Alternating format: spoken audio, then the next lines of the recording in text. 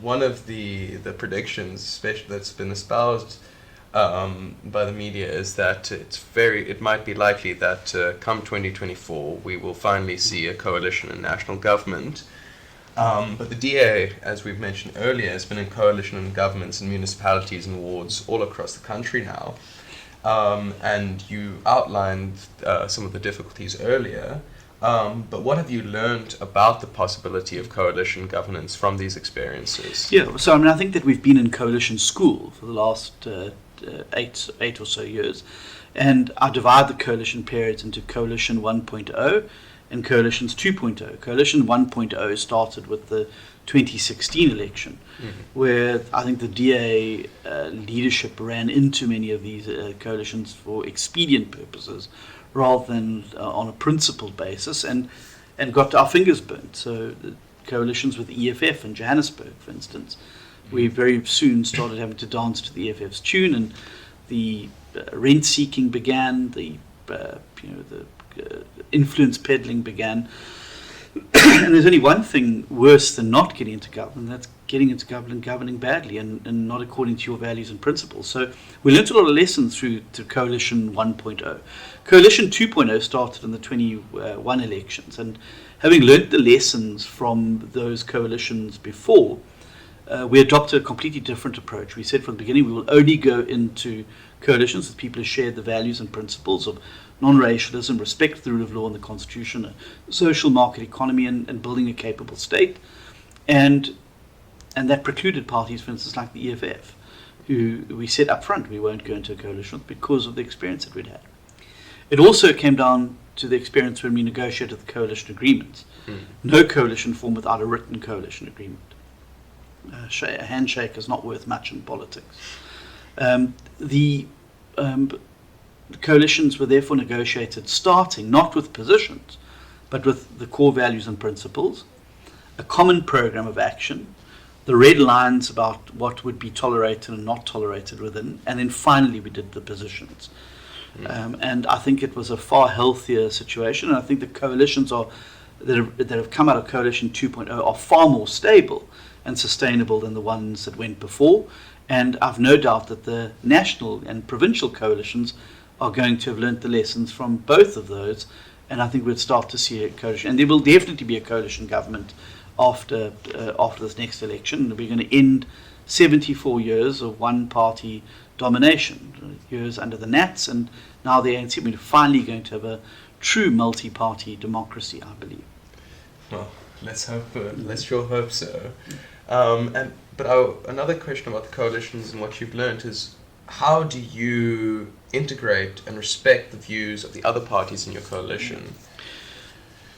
I think that you've got to listen to what the other parties are saying. I think we've been eminently fair in the way in which we've dealt with the other coalition partners. We've understood that the coalition project is essential because we have to demonstrate before 2024 to voters that this is a viable way for parties to put aside their differences and to come together in the best interest of the voters. And it's meant that we've had to give away some positions that we would not like to have given away, but you understand that in the service of keeping the coalition together and keeping people on board, that those are necessary. I mean, it's about learning as well to be more collaborative. And so we haven't been perfect. We've made some mistakes, but other parties have too. But I definitely think that the coalition environment is a lot healthier now than it was in any time before, and that we're getting better and learning.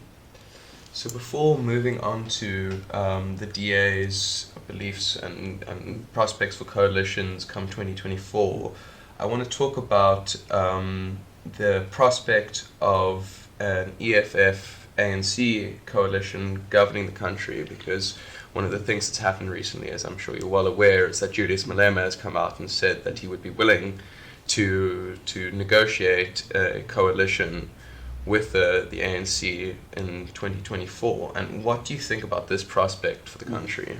Well, I think that it's very interesting if you look at the full extent of what he said. Provided Cyril Ramaphosa is not the president, and I think he said with Paul Mashatile or someone like that.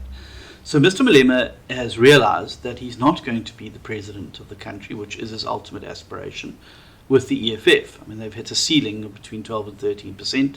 They won't get any more than that, and that's certainly where all the polling's putting them as well. So to get the presidency, he's got to be part of something bigger. So I think what you will see is that if that were to happen, an ANC-EFF tie-up, and heaven help us if that happens, because the country's economy will go to hell in a handbasket pretty quickly. There'll be massive capital flight, and really the rent seekers will be in charge, because it'll essentially become a reverse takeover of the ANC, because the Malema faction or the EFF will make common cause with the RET faction, and they will push out people like Ramaphosa, Gondongwana, Pandor, Gordon, and others, and replace them with RET people, the Dlamini Zumas of the world, the Arthur Frasers of the world, there's a whole host of them. So I think that they need to be very, very careful. The ANC needs to be careful, because they could end up being consumed by them. If one looks just how much the EFF were able to extract from the ANC, from the opposition benches, drawing them down the rabbit hole of expropriation without compensation, state bank, NHI, all of these things where the ANC has been pulled down the rabbit hole by the EFF.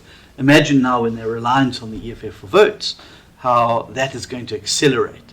And those Chavez socialist-style policies, I think, will be the death knell for South Africa's future viability. More people fall into poverty, inequality will deepen, and it will become a pretty miserable environment. So I think that it's not as cut and dried as Mr. Malema thinks.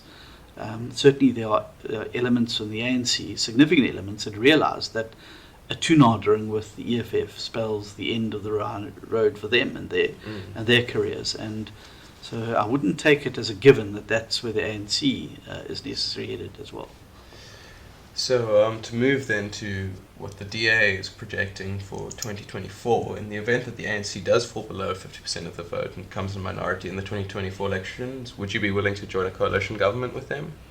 Well, not in their current form. I mean, I think that the ANC in its current form does not meet the standards of those four key values and principles, and they've demonstrated that. And a capable state lies at the heart of being able to deliver, and they've done everything to prevent us having a capable state in the country. So I don't foresee it.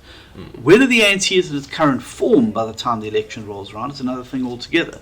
It's a very important Congress later this year, in December, an elective Congress. And when you talk to people in the radical economic transformation section of that party, they say they've got the votes. The reform factor people say they've got the votes. And the tide's going to go out in December, and you're going to see who's swimming without swimming trunks on. And I think that's going to be very interesting to see the balance of forces. But there will be a victor and there will be a vanquished after that conference. And whether that leads to a further split in the ANC remains to be seen. I don't think the centre can hold there for much longer. I think people like Ramaphosa have to realise that their reform agenda or their economic policy or platform is completely destroyed while they've got the RET faction holding to it, and that they've got to break away to do that. So I think a lot's going to happen in these next 2 years that will open up exciting possibilities. But certainly the ANC in its current form, we couldn't be in government with people that have David Mashlobo and David Didi Mabuza, and that within their senior ranks. It would be pretty much doing what the MDC did with ZANU-PF, which is breathe life into a completely moribund organization that deserves to be turned into a minority party. And are there any other parties that you would be unwilling to join a coalition with? Well, the EFF, I mean, we've been very, very clear. I mean, if you look at those core values that I've spoken about, non-racialism, respect for the rule of law and the Constitution, a social market economy, and a capable state, they are the antithesis of that. And their policies are the antithesis of achieving those things. And I would rather be a strong opposition and an excellent party articulating and holding them accountable than being in government with a party like the EFF. And any of the smaller parties, or do they? Well, we're willing to talk to anybody who shares those core values and principles, and I think that'll be the first test for us. There's a variety of small parties. There's probably going to be a proliferation of new, smaller parties and independents that pitch up. What you don't want to do is to throw everything off the table, particularly when it comes to forming coalitions. But you have to be circumspect when the time comes around about making sure you're doing business with people that A, you can trust, and B, share your values and principles. Otherwise, there's no point being in government. It's better to be in opposition.